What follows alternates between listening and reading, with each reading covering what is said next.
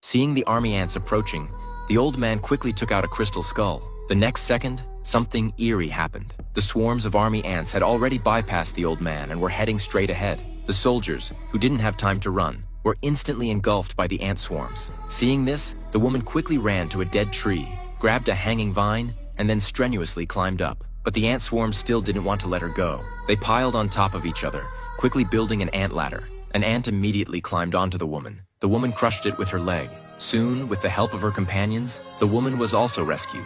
To escape the ant swarm's pursuit, they quickly used ropes to climb down the cliff. The group led by the professor, who were being chased by the ant swarms, also arrived here. To avoid being devoured by the ants, they had no choice but to drive straight off the cliff.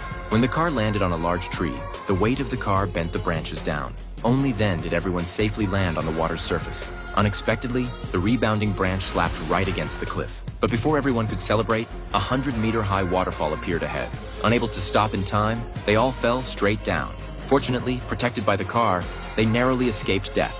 They finally managed to climb ashore. Now they just had to pass through the Weeping Mountain God's Eye to enter the legendary Lost City of Gold. Seeing this, everyone immediately entered the cave behind the waterfall. Inside the cave, they discovered 13 tall crystal skeletons sitting on pure gold chairs, but one was missing its skull. Legend has it that if you find the skull and return it, you will gain all the mysteries of the universe. The woman immediately took the skull from the professor and slowly approached the crystal skeleton. The next second, the crystal skull suddenly attached itself to the skeleton.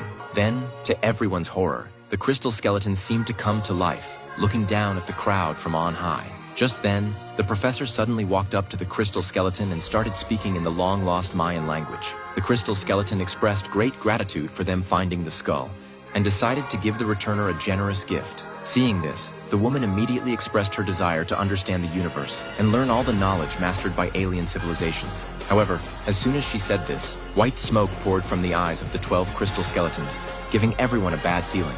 Sure enough, moments later, the sound of machinery rumbling echoed through the palace. Accompanied by falling gold dust, the environment rapidly changed, constantly breaking apart and reassembling, radiating dazzling light. At this point, the professor explained that the crystal skeletons were multidimensional beings, and the huge machine above their heads might transport them to another space-time. Seeing this, everyone hurried to leave, but the woman was still very greedy, wanting to know the truth of all things. However, as the crystal skeletons merged into one, the woman's brain quickly became overloaded. As she turned into a beam of light and entered the interdimensional portal, the entire ancient Golden Kingdom rapidly collapsed. The long, dormant ancient gears started turning, forcing the professor and the others into a desperate situation.